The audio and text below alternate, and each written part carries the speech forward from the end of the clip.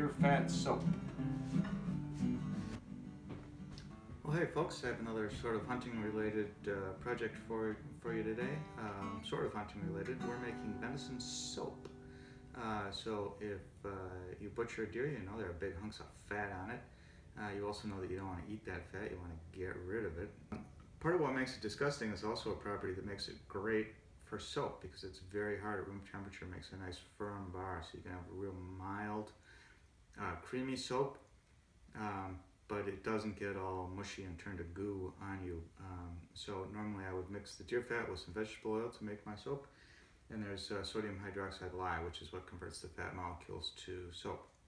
So we have to get the fat out of the animal tissue, so we do that by rendering.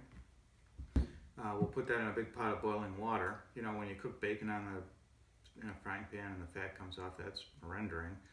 We don't do it in a frying pan though, because we have too much of it, and because you really wouldn't want to scorch it. Now you don't have to grind it up to render it, but it renders a lot faster and more easily if you do. And I happen to have this nice powerful meat grinder.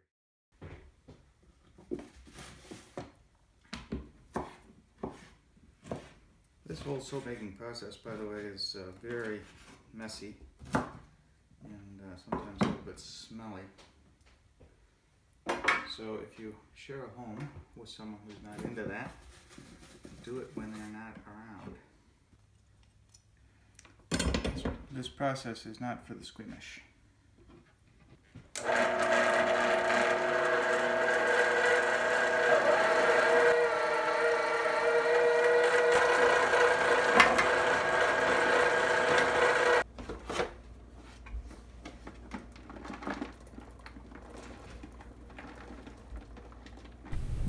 I'll give you a picture of what this looks like. This is like one of the most disgusting things you'll ever see.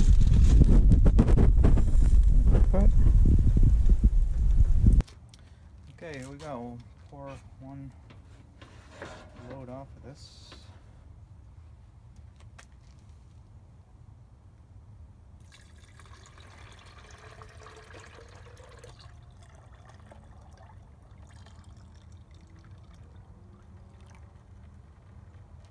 Yeah, the fact is, everything about this process is a huge mess. You'd think making soap would be a relatively clean endeavor, but it's not. Alright, so you can see I got a ton of good fat here. This whole fraction is fat.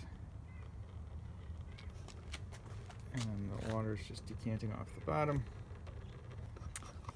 And so that's the first step here, is the rendering. After this, what we'll do is we're going to filter this, and then we have to measure it very, very carefully. We have to go to the lye calculator. You don't have to be an organic chemist to make soap. All you have to do is go on the internet, and there are these soap lye calculators, and you can put in different types of fat. Different types of fat have significantly different characteristics, and so you have to put in the fat from the specific animal. I haven't found one yet that has deer as a soap, as a fat source. But I use sort of goat and lamb are pretty close to each other, so I sort of take an average between those two, and beef isn't too far off. So I've used that in range, and I've had good results. And then again, I'll add some vegetable oil to this. Again, vegetable oils are different. Soybean oil and corn oil are not the same. So when you buy vegetable oil at the store, you have to know exactly what type it is, and then adjust for the proportions. That'll give you the final amount of sodium hydroxide that you need to put in, and you put the sodium hydroxide in a water solution before you start, and then away you go. So we'll get to that. So here I'm just putting together some real simple molds. These will be lined with saran wrap, just cheap furring strips.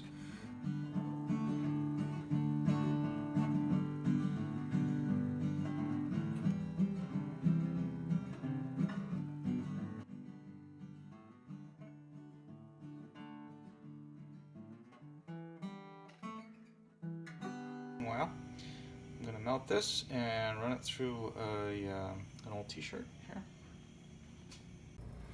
Okay, this is going to take a while, so we're just going to do this one small scoop at a time.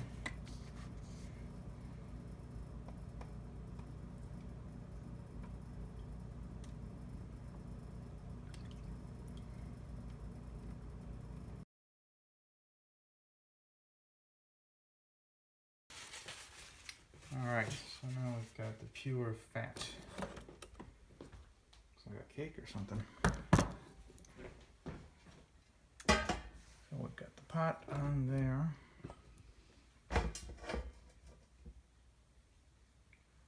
Zero that out.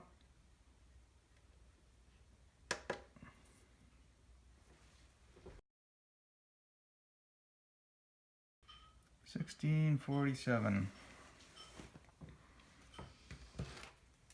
Okay. And to that we will add, to that we'll zero that out. And we're going to add soybean oil. So this just says vegetable oil, but you have to read the fine print and see exactly what you got here.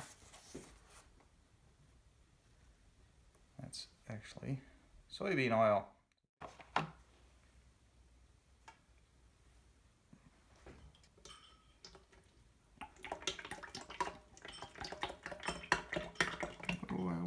Soybean oil. 13.45. A little too much. 13.30 on the scale. Now with those proportions, that's what I was sort of shooting for, and this is what we actually got. And I'll recalculate how much lye I need. That's actually exactly how much lye I have. So I'm going to need a little less lye, which is fine because it gives me a little margin for error. The idea, by the way, is that we're going to warm this pretty gently. We want it about 125 degrees Fahrenheit for the saponification, which is to say when we add the lye solution. Okay, now that we've measured the amount of fat we actually have in the pot, we re-enter those numbers into the lye calculator, and the lye calculator tells us we don't need 373 grams of lye, we need 375 grams of lye. So almost all of this, but just not quite. I'm going to end up doing something with a teaspoon here, I think. 375. Okay, now this is going to get hot and it's going to give off hydrogen sulfide or something when I put the sodium hydroxide into the water. By the way, never ever add water to sodium hydroxide. Extremely dangerous way to go. And you'll notice also here that I'm my safety goggles, got my rubber gloves, got my apron. This is some nasty stuff. So I need to end up with a liter of water. This obviously is not quite half a liter, but that's okay because I'm going to kind of mix it in two batches, and if one batch is a little more concentrated than the other, it's really not a big deal.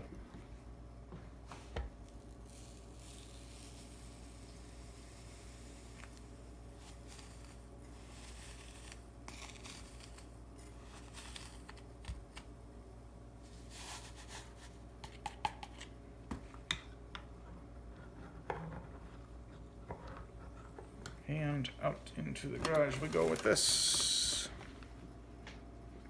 Whew. And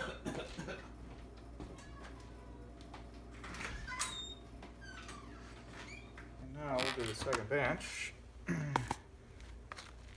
Just because I don't have a Pyrex beaker big enough. Again, never add water to powdered sodium hydroxide. Super dangerous.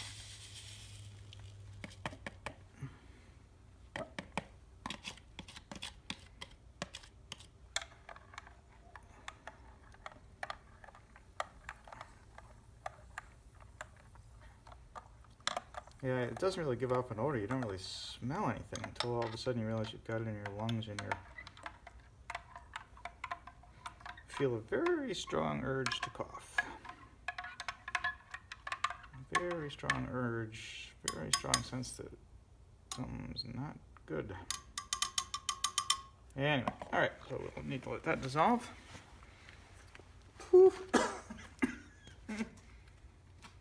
Need to let that dissolve, and about then our fat should be ready to go. Okay, so the fat is down to, well, jumping around a little bit depending on where the probe is, 128 or so. Let's see where this lies. 111, 198, that's fine. I just want in. 110. All right, we're in business, guys. Leave that probe in there so I can keep an eye on the temp, but basically it's all over but the shouting.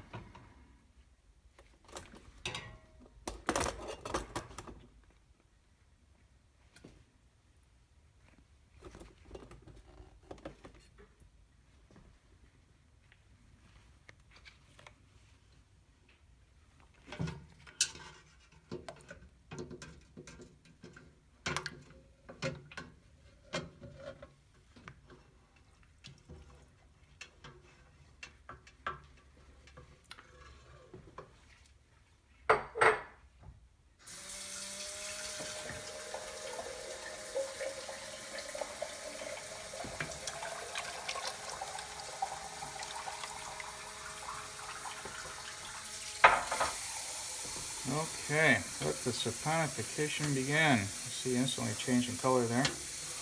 We're at 116 Fahrenheit, which is within the range of what we need to facilitate this reaction. Could even give this a little heat here. Now what we're looking for, and it's going to take a while, is a trace. And if you make candy or work with chocolate or work with maple syrup, you know what that is. It's a level of thickness where the spoon leaves a little trail in the liquid. And then it's time to pour. Okay, now for color, what I do is I take a little bit of a crayon. I'm going to put that in this other pot over here. Now that I've got all my proportions uniform, I can put some of this mixture in here, melt that crayon. This will be the color that I'll add to my soap.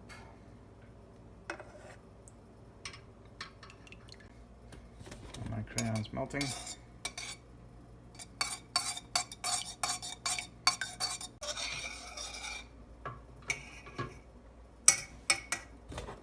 Incidentally, once the lye is combined with the fat here, I don't have to worry about really getting splashed in the eye or anything too much. It's all, it can't hurt me anymore.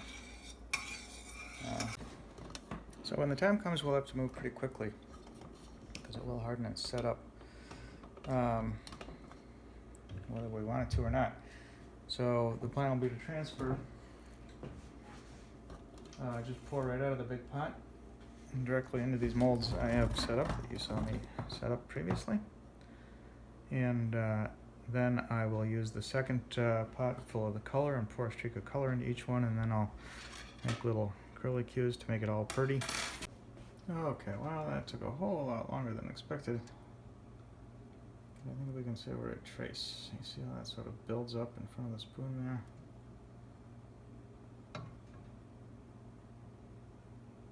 It's not really leaving a trail, but I can tell it's thick enough to work with. So let's do this.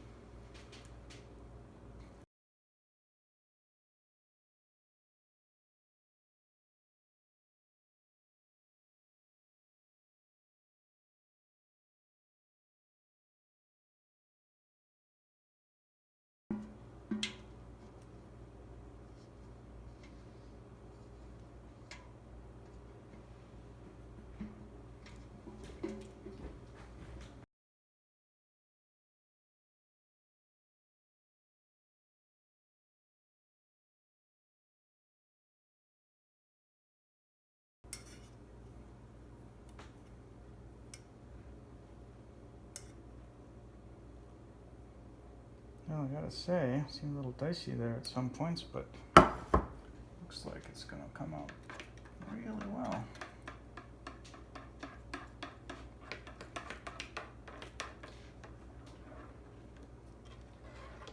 It's not done yet, but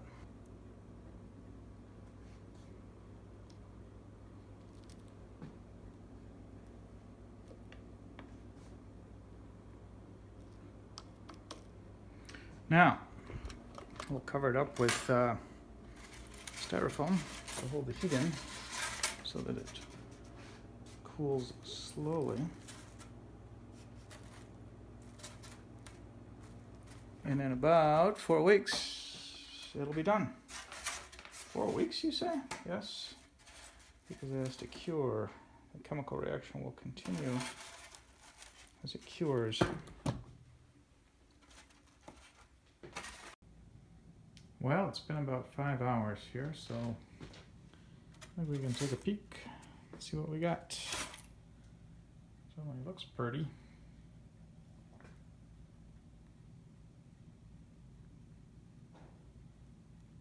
Still quite soft, as I would expect.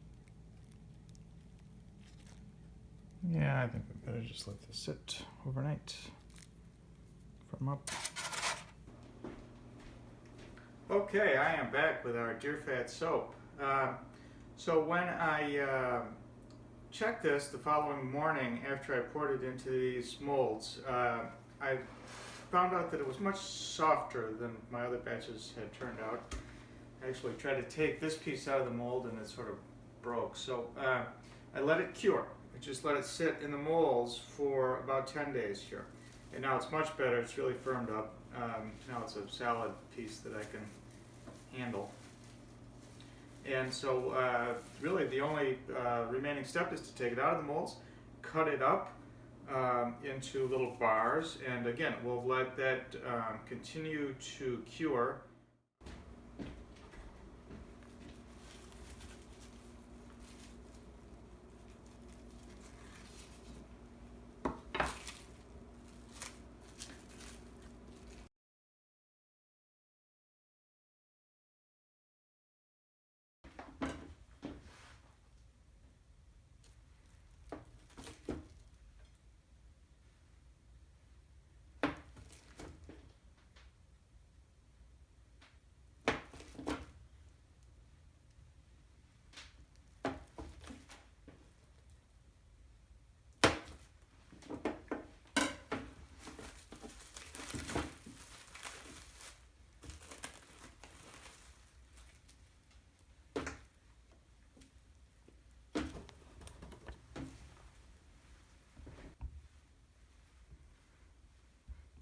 The beautiful bars. They smell good too. Put a little perfume in them this time. Yep, so those will go to a cool, dark place. It sounds dumb to say this, but my soap is very soapy. Yeah, nice. Nice and soft, creamy. Good bar. You can see the blue didn't go all the way to the bottom, which is fine. It's just there for decoration, but yeah, I think somebody'd like to get that as a little stocking stuffer, or you know, whatever, just a gift to let somebody know, hey, I'm thinking about you, want to share my homemade goodies. Nice. It's just a nice feeling. Rinse is clean. Good stuff. All right. Thanks for watching.